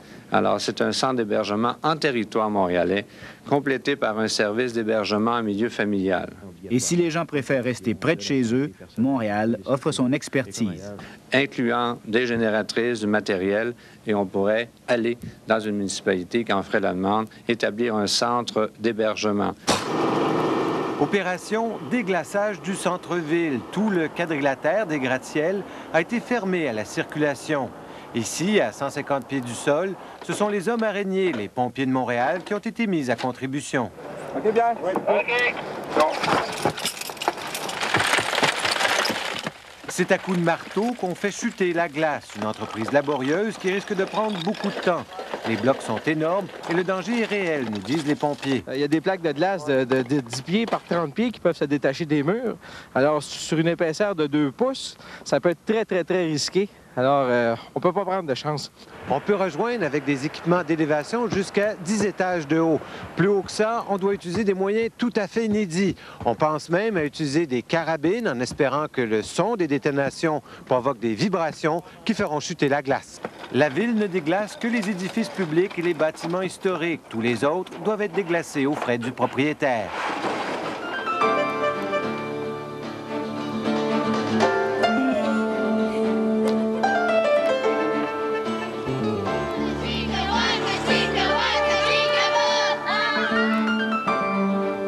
Les autres, ils voulaient me mettre dehors parce que je faisais rien. Mais j'ai dit, je vais être bénévolat. Fait qu'ils m'ont donné un petit ticket, j'ai fait bénévolat.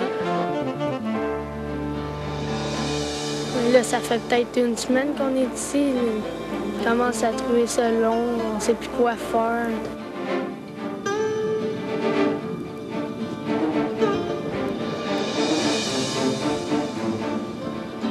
Les producteurs agricoles, tant de l'Est ontarien que du Québec, dressent un premier bilan tragique. Les vergers, les érablières sont dévastés, la production animale est touchée. Cette vache était malade, victime elle aussi du manque de courant. C'est la première fois que moi je l'ai tiré. Ce fermier s'est résigné à abattre la bête, mais n'allez pas croire que les producteurs laitiers sont des insensibles. Pour eux, la crise est une douloureuse épreuve. C'est difficile. Il vous faudrait d'autres génératrices? Oui, mais je me sens très bien parce qu'on est des cultivateurs établis. Il y a bien des jeunes qui ne savent pas comment passer au travail. Je m'excuse. Le drame de ce fermier a bouleversé le pays. Dès le lendemain, il reçoit de l'aide. La détresse de ce fermier hier a soulevé un vent de sympathie. De partout, les gens ont appelé pour offrir une génératrice. Et le précieux instrument est enfin arrivé. Merci tout le monde pour les appels. À un moment donné, on n'était plus capable de prendre tous les appels. Et comme la nature fait souvent bien les choses, la mort a fait place à la vie. On a commencé un nouveau matin, puis on a un nouveau élevage qui veut aller un nouveau veau pour commencer la nature, pour continuer l'élevage qu'on n'a pas dû hier. Cette génératrice tourne depuis 10 jours sans arrêt. Parce qu'il craint la surchauffe et pour éviter qu'elle ne tombe en panne, Pierre Larose a décidé de l'arrêter de temps en temps. Depuis 4 jours, je voulais de même, puis en fin de compte, hier, quand il a venté beaucoup, ça a descendu trop dans la porcherie. Il faisait alentour de 45. C'était joué à la roulette russe. En moins d'1 heure et demie, il a perdu 300 porcs adultes, le quart de son troupeau. Asphyxie à cause de l'ammoniac? C'est ça. Trop chaud, plus d'air, ça tombe. Réal Grenier a 17 000 porcs et 10 génératrices géantes pour les protéger. À force de tourner, l'une d'elles est tombée en panne. Elle a emporté 600 porcs. Ce qui n'est pas facile, je pense, présentement, c'est sûr que nous autres, les génératrices, c'est un dépannage, c'est quelque chose d'appoint. Qu'est-ce qu'il y a de l'air à manquer, c'est les pièces. Il y a des bris des génératrices, il y a des pièces, on a de la misère à avoir les pièces. Fait que c'est des choses qui n'est pas facile à vivre présentement. C'est à Sainte-Sabine, municipalité de 1200 personnes, que la panne d'électricité frappe dur. Ici, il y a un besoin urgent de génératrices pour sauver le bétail. Hier, juste au village, à côté, il y a 600 porcs qui sont décédés. Il y a eu plusieurs pertes, point de vue de récolte de lait. Donc, c'est vraiment pénible. Les agriculteurs réunis à l'hôtel de ville en ont profité pour lancer des appels d'aide au Premier ministre. À cause des coûts énormes que ça les occasionne, la panne, entre autres le fioul, à acheter des machines pour faire l'électricité, est-ce qu'il y a moyen d'aider ces gens-là du gouvernement? Également, on s'offusque devant les prix des génératrices. Hier, j'ai pu me procurer une génératrice, mais à 3 fois le prix que ça vaut au marché. Quelles mesures dois-je prendre? Et puis, contre ces gens-là, j'ai téléphoné ce matin au vendeur, je lui ai dit ça n'a pas d'allure. Lui, il dit c'est mon fournisseur. Qu'est-ce que je vais prendre comme mesure contre ce principe-là? Je ne sais pas s'il y a des mesures légales. Je trouve ça absolument déplorable que des gens vont utiliser les situations pour essayer d'ambitionner sur le consommateur.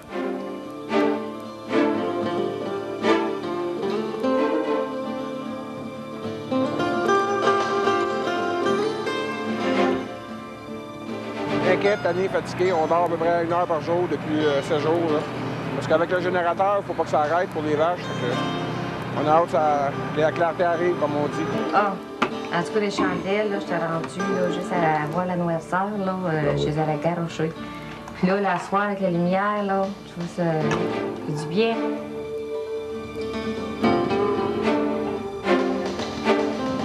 Les travaux de reconstruction du réseau électrique donnent lieu à des scènes spectaculaires. Les monteurs de ligne d'Hydro-Québec sont les nouveaux héros. Et puis quand on vous dit que vous êtes un peu le héros du jour, là, le sauveur en quelque sorte, un des sauveurs de Montréal, ça vous fait quoi, ça? Ah, juste faire mon travail bien fait, puis rendre service aux gens, c'est chaud, ça me fait chaud au cœur.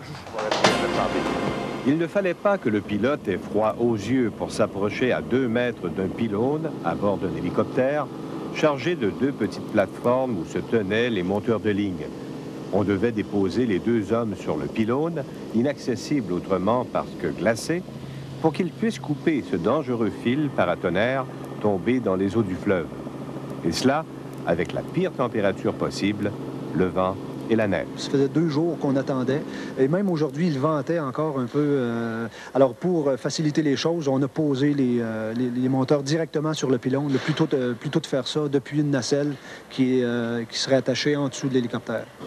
L'expérience a si bien réussi qu'à 13h30, on remettait en service la ligne de 120 000 kV reliant Beauharnois à Montréal. Le premier ministre Lucien Bouchard lance une échéance pour la Montérégie, là où se trouve encore la presque totalité des sinistrés. On lance le compte à rebours du rebranchement de la Montérégie. Tous les efforts seront faits pour rétablir le courant dans tous les foyers au plus tard dans 10 jours, soit le lundi 26 janvier. Déjà, cette fin de semaine, les abonnés du sud-ouest de Montréal devraient retrouver la lumière et la chaleur. Pour ceux de la Montérégie, les travaux de reconstruction pour transporter l'électricité au poste de Saint-Césaire devrait être complété au milieu de la semaine prochaine. Par la suite, le rebranchement se fera progressivement dans les postes de distribution, puis chez les abonnés. En date du 26 janvier, toujours dans ce compte à rebours, on s'attend à ce que la majorité, une très grande partie de nos clients aient leur service rétabli. Au 11e jour de la crise, la fatigue commence à se faire sentir chez les monteurs d'Hydro-Québec. Tenez celui-ci, qui fait partie de l'équipe devant rebrancher au réseau la municipalité du Mont-Saint-Hilaire. Comment ça va? Ah, ça va fatiguer. Ça va fatiguer, là? Ah ouais, tu m'en dors pas, là. Là, quand t'as une minute, là, je t'ai gelé, là, je rentre dans le truck, là, puis là... Ça fait combien de jours, là? Combien de jours que vous travaillez sans arrêt, là? Depuis lundi de l'autre semaine, lundi soir. Lors de notre passage, le vent du Richelieu soufflait fort. Il faisait froid, très froid même. Que vous piquez un petit roupillon? Pas un petit roupillon malgré moi, mais j'ai les pieds gelés. J'étais gelé, je me suis gelé le visage tout à l'heure, là. J'ai descendu, quand descendu, là, mon homme m'a dit, tu sais, t'as les joues blanches. Ça vous est arrivé souvent d'arrêter comme ça, là? Non, c'est la première fois, là. On est arrivé au bon moment. C'est toi. Vous êtes encore sur un quart de... 16 heures. On commence à 6 heures le matin pour finir à 10 heures le soir. Ce qui veut dire au mieux 5 à 6 heures de sommeil par nuit. Hier, elle en a eu assez et a décidé de prendre congé après 9 journées consécutives de travail. Pas le choix, à un moment donné, il faut se reposer un peu parce que là, on n'a plus le contrôle de soi-même, là. Vous commencez à sentir que vous perdiez le contrôle un peu? Ben, c'est la fatigue aussi, hein? Fait que là, maintenant, on ne sait plus où se mettre la tête, puis des fois, nos idées sont moins claires, fait que... Là, à ce moment-là, ça devient dangereux quasiment, hein? Ah oui, parce que là, tranquillement, si on met les lignes sous tension, là, c'est là que ça peut devenir dangereux, justement. On est suivi de toute façon par des centres de santé, puis on est très bien entouré là, du côté médical. C'est hier aussi que la direction du service de santé d'Hydro-Québec a réitéré son avis médical afin que les quarts de travail des employés soient limités à 12 heures par jour. La directrice de santé Hydro-Québec a bien avisé toute la population, tous les travailleurs d'Hydro-Québec de suivre ces recommandations-là. Donc, d'y aller pour des quarts de travail de 12 heures? Absolument. Sauf qu'on est encore à 16 heures présentement pour la plupart. La plupart ont la recommandation de travailler 12 heures. Là, maintenant, c'est l'administration. Nous, c'est la santé. Alors, l'administration a fait ce qu'il y a à faire aussi. Le porte-parole d'Hydro-Québec, Steve Flanagan, nous a confié que pour le moment, la direction d'Hydro-Québec n'avait pas l'intention de ramener les quarts de travail à 12 heures par jour. Ça vous tente pas de demander d'être mis sur un quart de 12 heures pour vous reposer un petit peu? Bien, si on rapetisse le temps, il va y avoir moins d'effectifs sur la route encore. Ça veut dire que ça va rembarquer prendre plus de temps encore avant de rembarquer. C'est sans doute la raison pour laquelle Hydro-Québec a décidé de pousser à la limite ses employés. Jusqu'à maintenant, le bilan de santé lui donne raison, car selon la société, il n'y a aucun accident grave à déplorer.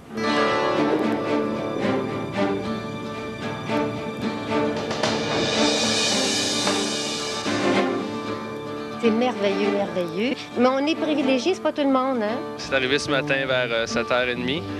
Et puis là, c'est l'opération nettoyage, réouverture de la maison. Au fil des rebranchements, les quartiers, les rues reprennent vie sur la rive sud et en Montérégie.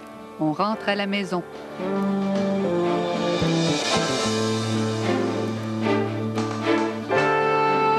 On repart le chauffage, les plantes, rien là, les poissons non plus. Là, c'est du matériel. Au moins, on revient chez nous, au Saguenay, c'était pire, il n'y avait plus rien après. Ils sont des dizaines de milliers à retrouver lentement leur foyer dans tout le sud du Québec. Les oiseaux, eux, peuvent maintenant se poser sur les fils déglacés et les enfants reprennent le chemin des écoliers.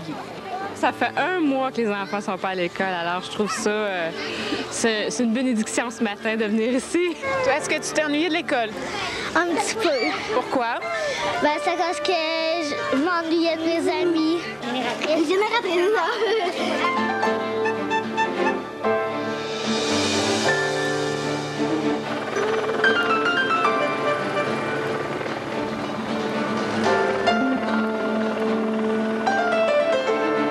Construit une ligne de transport qui est inusitée, là, forcément temporaire, mais c'est pas rien. Là, ça, c'est, faire ça en 2 semaines, là, normalement, ça, là, après qu'on a tous les permis, etc., là, ça prend normalement 4 mois. De l'avoir fait en 2 semaines, c'est un exploit. Ce qui permet de sortir la grande Montérégie du Noir, c'est la mise sous tension du poste de Saint-Césaire. Hydro-Québec y arrive le 26 janvier aux petites heures du matin, après 4 jours de retard. Pour les gens, quand on dit un poste est sous tension, en apparence, là, il n'y a absolument rien de changé. Et c'est quand la lumière s'allumera dans le village que les gens vont dire, bon, ben là, l'électricité est revenue.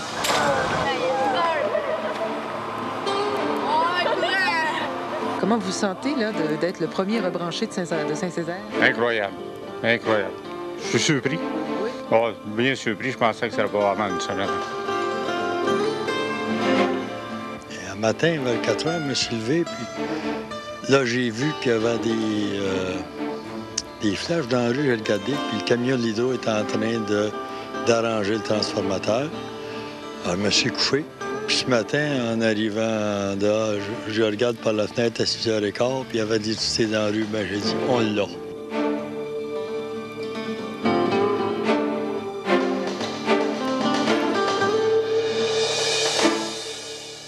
Peu à peu, d'ici la fin du mois de février, environ 60 000 abonnés retrouveront enfin le courant électrique.